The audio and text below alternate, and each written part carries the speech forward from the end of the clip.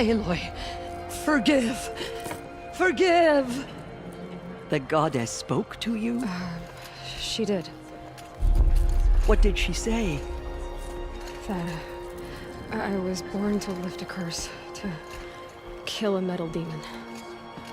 How, Aloy? How? I don't know yet. But she told me where to go to find out. And you will do this? It was her wish. What she made me for. Yes, I will do it. I'll try anyway. All praise Aloy, anointed of the Nora! All praise Aloy, anointed of the Nora! Up! All praise Aloy, anointed of the Nora! First you shun me, now this? I will not be worshipped. I'm not your anointed. I don't belong to you. There's a whole world beyond your borders, whole tribes of people just as good as you. And it is all in danger. It's a world worth fighting for. Not just here, everywhere. How can we help? If you can fight, and you're willing, go to Meridian and wait for me there. As Aloy says, so it shall be. Nora! Make way for Aloy! That she may forge the path for others to follow.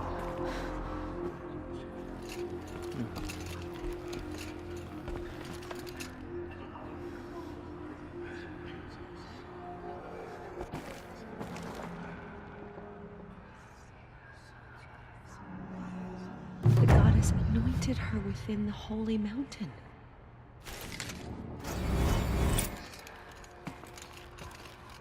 What does it mean?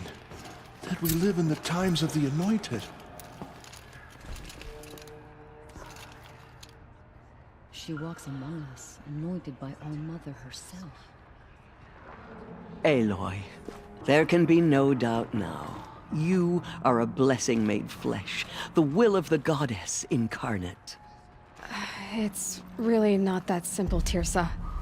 But I guess it's close enough. I know the path ahead will be dangerous. To kill a metal devil sounds impossible, but I believe in you. Thank you. The Nora have suffered terrible losses, Tirsa. What's to become of them now? That will be for the goddess to decide. Only she knows the future. For the moment, my sister matriarchs and I will see to the wounded. And as I promised, anyone who wishes to join you at Meridian, we will declare seekers. I think for the time being, we should remain here in the mountain, close to the goddess. That might be best. If nothing else, it's a defensible position. Tirsa, I want to know Rost's story. Why he was made an outcast. He never told me, said he took an oath of silence. What did he do? Oh. Yes, that. What crime did he commit? I will tell you if you wish. But it is a long story. Are you sure you want to hear it now? Of course I want to hear it. Tell me. Rost never committed any crime.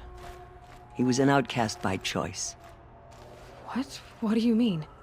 Many years ago, before the derangement, before the Red Raids, a band of murderous outlanders, 12 in number, struck without warning. At Mother's Vigil, they took hostages, and then pressed on, headed for Devil's Thirst. Mother's Vigil? Where's that? You would know it as the Forsaken Village, near the Karja border. But at the time, many families lived there. Rost's was one of them. His mate was killed fighting the Outlanders, and his daughter was among those taken hostage. His daughter?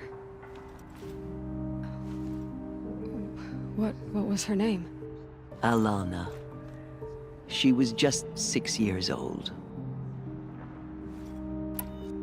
Nora Braves couldn't stop 12 Outlanders? Or rescue the hostages? It was quite impossible. We outnumbered them, but every time a Brave came within bowshot, the Outlanders killed a hostage. What did they come here to do? That was never discovered. We couldn't track closely enough to observe them. We know they camped beyond Devil's Thirst for 2 days. There were reports of strange noises. And then, as suddenly as they came, the Outlanders made their way back to the border and disappeared. What happened to Rost's daughter? She was killed? Rost was one of the Braves who tracked the Outlanders, keeping his distance. There were 6 hostages still alive when they reached the border, Alana among them. Rather than release them, the Outlanders slit their throats and left the corpses just across the border, mocking us. Why? Cruelty. They knew the faithful Nora would not leave the sacred land to collect the bodies, let alone pursue them. They thought themselves safe from our vengeance. Are you saying that Rost went after them? That he became an exile? No. Rost was beside himself with grief, but even so, he would never have broken taboo. Then what did he do? He called upon the most terrible and secret rite of the Nora tribe. He begged to be made a Death Seeker. A Death Seeker? What is that? One who dies to go seeking, and in seeking, brings death to others. The ritual drags the spirit from one's body, releasing it to All Mother's care. The heart beats, the mind thinks, but the spirit has moved on.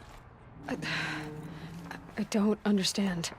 Rost went after the Outlanders, but his spirit never left. It remained here with All Mother. He gathered the bodies of the slain and returned them. And then he set out in pursuit, not as an exile, but a weapon of vengeance. A barbed arrow shot from a bow, never to return. But Rost did return. Yes. A full year later. And terribly wounded. He collapsed at the border of the sacred land. A hunting party came upon him. He was delirious. In agony. By law, he should have died where he lay. But one of the hunters broke taboo, and reaching across the border, she dragged him to our side. Who was she? A brave who'd lost a mate and 2 sons to the very Outlanders that Rost pursued.